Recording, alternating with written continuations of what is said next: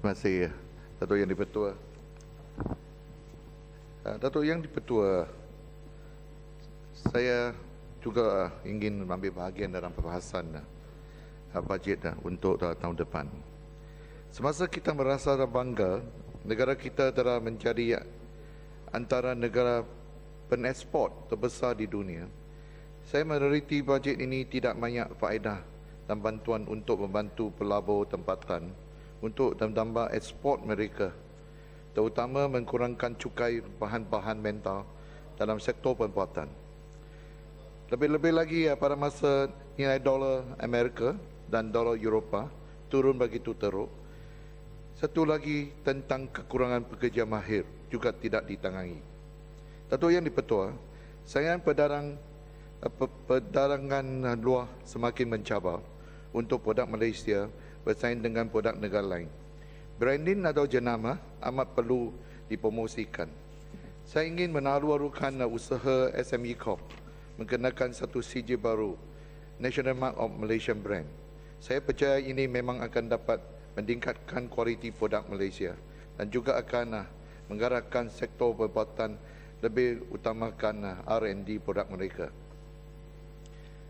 Datuk Yang di-Pertua, baru-baru ini Timbalan Menteri Kewangan pernah berkata, semua bantuan dan perangsang atau insentif sektor perindustrian akan diteruskan. Akan tetapi saya difahamkan bahawa brand promotion grant, dengan izin Datuk, telah dibekukan kerana kekurangan peruntukan. Adakah ini benar? Saya menerima beberapa aduan dari pemenang National Mark of Malaysian Brand mengatakan permohonan mereka telah ditolak kerana grant ini telah dibekukan. Datuk Yang di-Pertua, pada masa sijil National Mark of Malaysia yang dikenakan, salah satu keuntungan untuk yang berjaya ialah dengan izin Datuk, access to priority lane for brand promotion grant with Matrix. Saya harap pihak Matrix dapat memberikan pengecualian untuk semua yang berjaya memperolehi sijil National Mark of Malaysia Brand untuk memohon brand promotion grant supaya memperluaskan kedudukan mereka untuk bersaing dengan produk negara-negara lain. Datuk Yang di-Pertua, sungguh pun kita tidak boleh menafikan bahawa negara kita sudah ditransformasikan daripada negara pertanian ke negara industrialised. Maka kita tidak boleh mengetepikan sektor pertanian yang masih ada, kerana jika menghadapi kegawatan, kesan impak kepada sektor pertanian amat kurang jika dibanding dengan sektor perindustrian. Dalam bajet kali ini, nampaknya sektor pertanian pun tidak diberi perhatian yang sewajarnya. Banyak masalah yang dihadapi oleh sektor ini sekian lama masih tidak dapat tidak ada tindakan untuk mengatasinya. Contoh, peternakan babi dan kekurangan bekalan daging babi. Industri peternakan babi bukan satu industri yang baru. Sudah beratus tahun dia berada dan berpuluh ribu rakyat terlibat dalam industri ini. Dan terdapat juga industri lain yang secara langsung dan atau tidak langsung dengan industri ini. Pada tahun 80-an, industri ini bukan hanya cukup membekal dengan daging babi kepada keperluan dalam negara, ia masih dapat mengekspor ke Singapura dengan untungan hasil berpuluh juta setahun.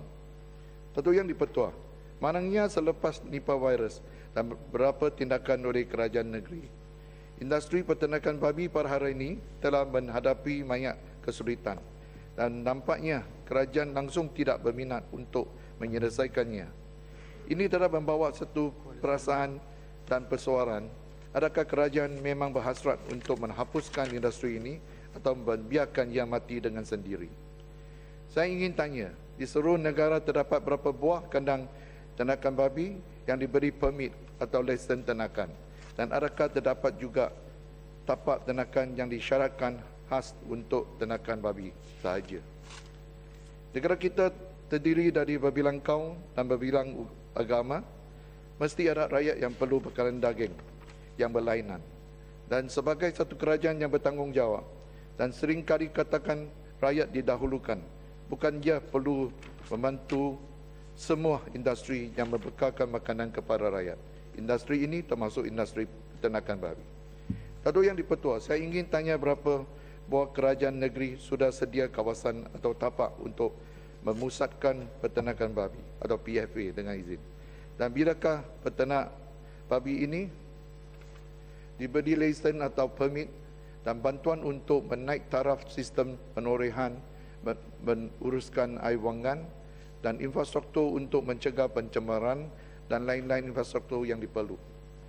Datuk Yang di-Pertua, untuk kategori projek aquaculture yang layak menerima insentif, saya ingin tanya insentif kepada ikan air tawar, adakah ia telah diberhentikan tahun ini?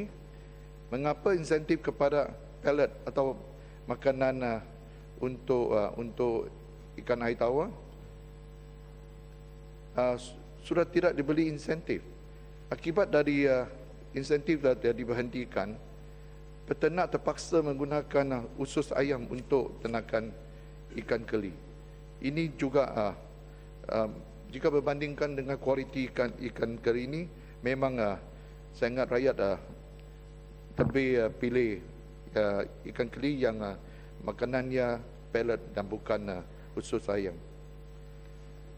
Datuk Yang di-Pertua, sungguh pun amat jelas termaktub dalam perlembagaan negara kita, negara sistem demokrasi berparlimen.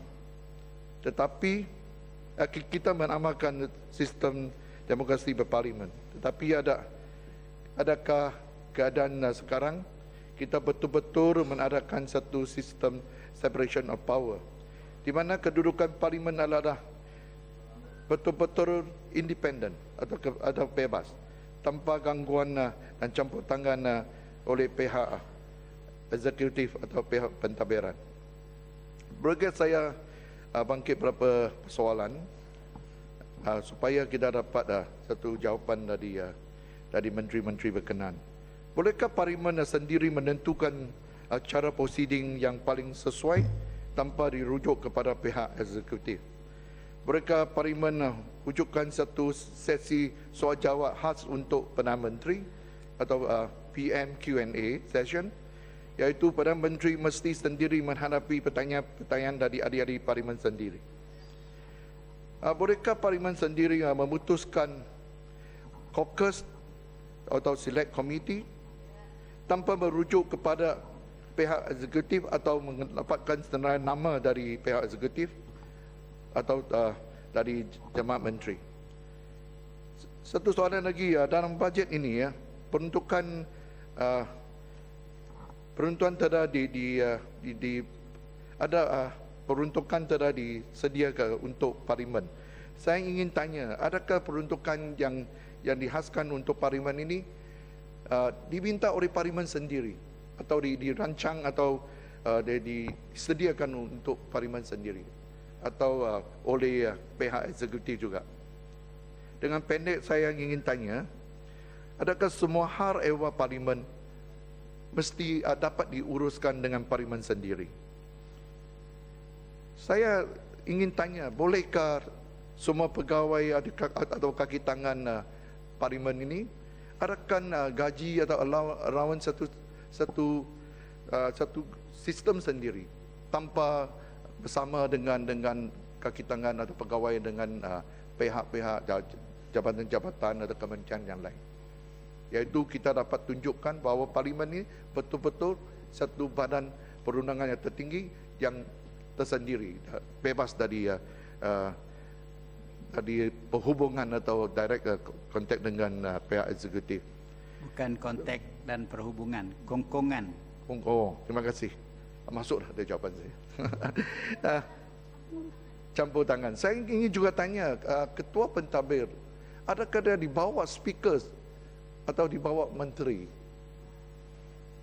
Kalau parlimen ini betul-betul independen, saya anggap banyak urusan ini perlu